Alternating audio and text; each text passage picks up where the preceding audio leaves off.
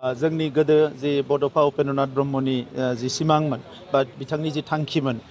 बर' माहारिखौ मुलुगाव मोनसे गेरेमसा हारि दानो थाखाय संकसनिफ्राय सदियासिम मोनसे आलादा रायजो सोरजिनांगो बियो मोननै एकर्ड जालांबाय बियो फैनानै 5/9 फैबाय थामथि एकर्डआव जेरावनोखि NDB एबसु UBPO गासैबो लोगो नांनानै जि एकर्ड खालामबाय बै एकर्डनि गेजेरजों बियो गहपुरसिम बिनि जि गामि सोसननाय बे हाबाफारिया जागायबाय आरो फेस वाइजआव बे गामिखौ सोयै गासैबो जिखिनि क्लेम खालामनाय गामि जेरावनोखि जोंनि हारिनि सुबुङा बारा दङ बे गामिफोरखौ सोजोबनाय जागोन बेखौ आसामनि चिफ मिनिस्टार आरो भारत सरकारजों रायज्लायनानै थिग खालामनाय जादों दा बिनि थाखाय आसामनि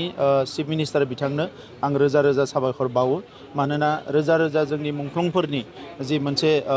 सिमांमोन आरो बिथांमोननि जि बावसोमनाय बियो दिनै मोगथाङाव महर मोननो थांगासिनो दङ बावैसो जाबाय थानाय जि आसाम एसेम्ब्लि बेवहाय गिबि चिफ मिनिस्टार हिसाबै डक्टर हिमन्त बिश्व शर्मा बिथाङा एसेम्ब्लियाव जोबोद रोखा रोखा बुंदों जे बिटिआर गोरोबथानि मोनसे क्लज बायदियै जे बेखौ गहपुरसिम बिनि गामिफोर सोनाया जागोन होननानै एसेम्ब्लि स्टेटमेन्टआव एसेम्ब्लियाव बिथाङा बिबुंथि होनायाव रोखा रोखा बुंदों दा बिनि थाखायनो जोंनि हारिनि थाखाय बियो गिदिर मोनसे एचिभमेन्ट होननानै बुंनांगोन आरो बेबो मोनसे जोंनि थाखाय बिराद गिदिर मोजां खौरां नाथायबा डिस्ट्रिक्टआ बेयावहाय मेनसन जायासै डिस्ट्रिक्ट माने बे डिस्ट्रिक्ट मेनसन जानायखायनोथ' गामिया मेनसन जादों गामिया डिस्ट्रिक्ट गैयालासिनोथ' गामि जाया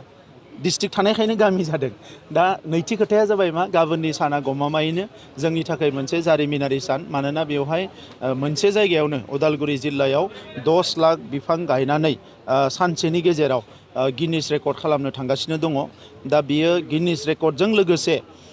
बे ओनसोलनि आबहावाखौ गोख्रों खालामनाय गोग्गो खालामनाय बेवहाय गोबां बिहोमा बेवहाय होनाय जागोन आरो जोंनि थासारिया मोजां जागोन आरो जों मोनसे मोजां आरोबाव फरेस्ट मोनबावनो हागोन दा बिनि थाखाय आसामनि चिफ मिनिस्टार बिथांनि जि थांखि बेखौ आं साबायखर बावो आरो बेजों लोगोसे आसामनि फरेस्ट डिपार्टमेन्ट जोंनि फरेस्ट डिपार्टमेन्ट जोंनि BTCनि गासैबो EM MCLA गासैबो रायजो राजा लिडारफोर बयबो बाहागो लादों बिथांमोननो बयनोबो साबायखर बावो आरो गाबोननि सानाव जाहाथे मोजाङैनो मोजां 10 लाख बिफांखौ जोङो गायजोबनो हायो बिनि थाखाय 99% प्रिपारेसना जाजोब्बाय आरो गाबोन साननि गेजेराव गासैबो प्रिपारेसना गाबोन साननि गेजेराव बे गायनाया कमप्लिट जागोन जों नुबाय नैबे समाव गायनायनि सम नङामोन नाथाय गायनायनि रेकर्ड खालामनो थाखायसो गायनाय ना गायनाया गायनो हायो माने माखासे गियो जे नैबे समाव बिफां गायोबा थैगोन होननानै नाथाय बेवहाय मोनसे NGO दङ बिथांमोना बेवहाय माखासे बिफांफोरखौ अलरेडि केयार लाबाय थादों दा बेवहाय जिहेथु सर्सनिफ्राय दै फैबाय थादों दा बे बिफांफोरखौ गायखांनायनि उनाव मास मोनसे मोननै मोनथाम बेखौ केयार लानाय जागोन अब्ला बिनि जि थैनायनि अनजिमाया खमायगोन ओरैनोबो माखासे द्राय जायगायाव बिफाङा थैखायो नाथाय आं मिजिंथिदों आरो मानोना खैरो बिफाङा थाबनो थैया आरो सिसुआबो मोजाङै केयार लायोबा बेबो थैया बेयो बेबायदि ओनसोलावनो बेयो जायो सिसु आरो खैरोआ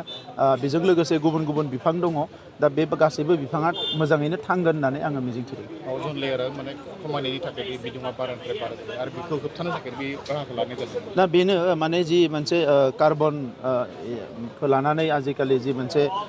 दुलाराय मुलुगनाङैनो माखासे सिन्था जादों दा बेखौ जेरैखि जाया खमायनो थाखाय माखासे मुलुगनाङै माखासे हाबाफारि मावदों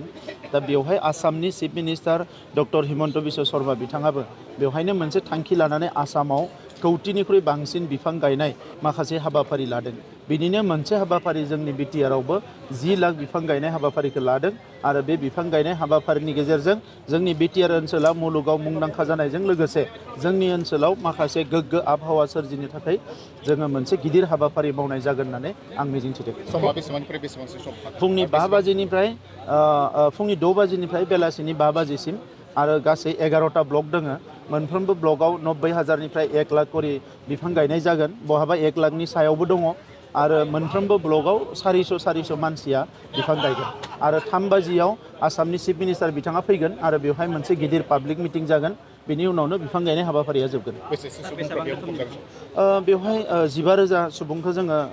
माने फैगोन होननानै सानदों मानोना बिफां गायनायावबो जोंहा प्राय 5,000 थाखागोन स' ओंखायनो 15निफ्राय 20,000 सुबुं बेवहाय गाबोन थुबुर जागोन ओरैनो बिफाङा मा मा गायनाय जागोन बेवहाय खैरो दङ